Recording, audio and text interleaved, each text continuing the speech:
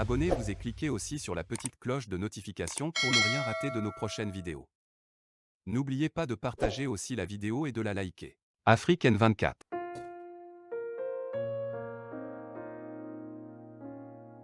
J'ai reçu la lettre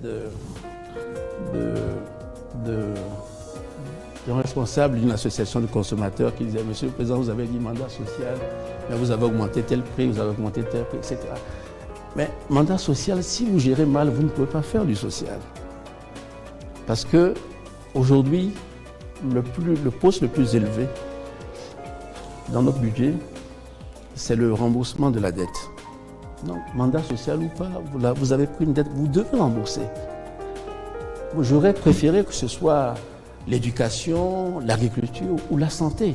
Mais la réalité à laquelle je suis confronté, c'est que je dois rembourser mes dettes. Donc, si vous gérez mal ou bien si il y a du laxisme dans la gestion, vous ne pourrez pas financer le social. Et nous savons, vous l'avez rappelé, le taux de pauvreté est élevé sur notre continent et dans notre pays. Il faut nécessairement le réduire. Mais cela passe par une bonne gestion. Cela passe par ce cadre-là que nous sommes en train de créer. Ces réformes que nous devons faire, c'est toujours douloureux parce que les réformes ont toujours un prix. Il y a toujours quelqu'un quelque part qui est lésé quand on fait des réformes. Tout à l'heure, on a chiffré ça, on a dit bon, on a perdu, il manque à gagner tant de milliards. Mais in fine, c'est le pays qui gagne, c'est le Togo entier qui gagne, c'est la richesse qui est créée de façon beaucoup plus importante. Alors, je vais vous dire, ne vous lassez pas de faire des réformes. Travaillons pour que le Togo ait cette place-là de premier de meilleur réformateur en Afrique. La marge de progression est encore grande. Et je sais que si nous maintenons cet esprit-là, cette coalition entre l'administration, entre le secteur privé, entre les autres corps de métier, les architectes, les notaires, les avocats, tous ensemble, nous pouvons réussir. De toute façon, comme je l'ai dit, nous n'avons pas le choix. Nous devons le faire et faisons-le. Et faisons-le bien. Je vous remercie de votre attention.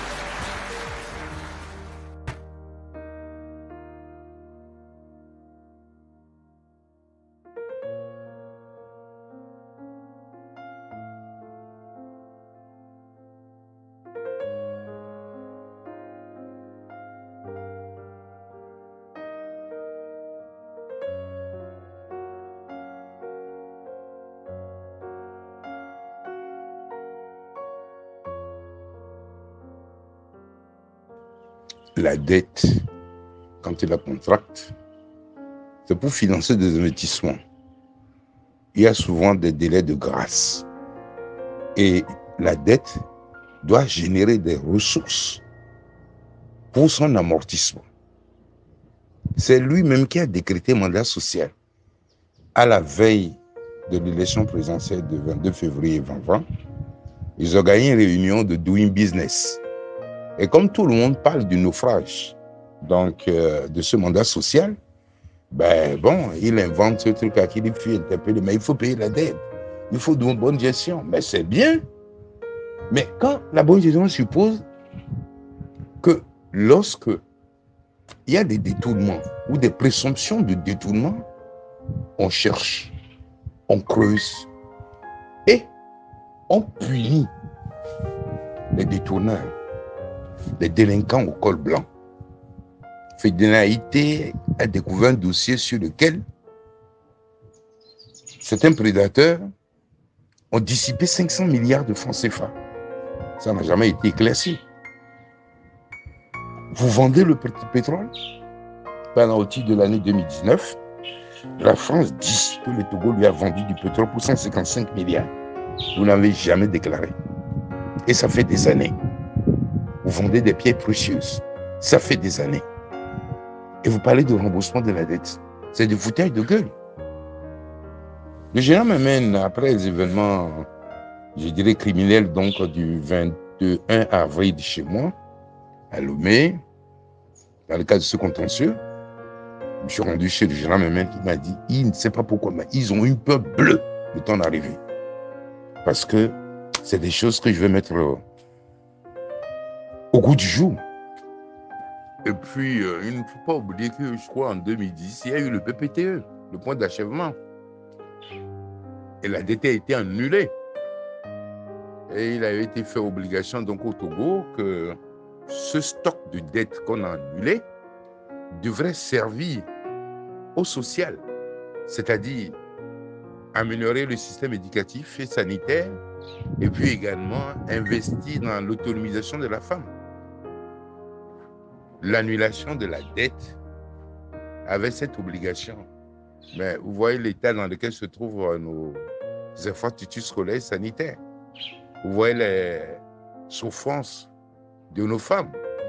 Et il ne faut pas oublier, on a annulé la dette. Et puis 3 ans plus tard, ils ont incendié donc le marché de Lomé de Kara. Le marché de Lomé essentiellement. Moi, j'avais dit aux gens que c'est maintenant que la pauvreté va s'agrandir dans le pays. Parce que les gens qui n'ont rien, les femmes qui n'ont rien, ils vont dans ce grand marché jouer le rôle de portefeuille. Et que le soir, pour rentrer chez elle à la maison, les tomates qui sont pourries et qu'on veut, jeter, elles ramassent. Les légumes donc qui sont un peu flétris, on les ramasse. Les poissons qui sont en train de tourner, on les ramasse. Et ça constitue, si vous voulez, la nourriture donc pour la famille. Le lendemain, ils reprennent le chemin. L'argent de portefeuille permet de financer l'éducation de leurs enfants. Le fait de l'avoir brûlé cyniquement,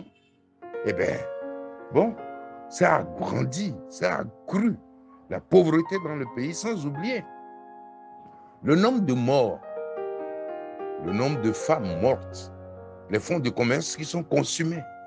Et après, dans 200 000, 300 000, tout ça, c'est tout ça aussi, du moins, qui constitue, si vous voulez, la faiblesse, si vous voulez, de l'économie togolaise, parce que c'est des milliards qui sont brassés quotidiennement, du moins dans ce grand marché. Voilà aussi la réalité.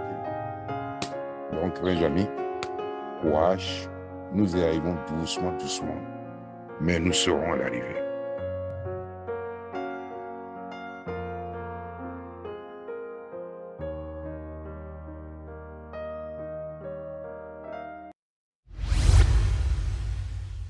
Likez la vidéo si ce n'est pas déjà fait.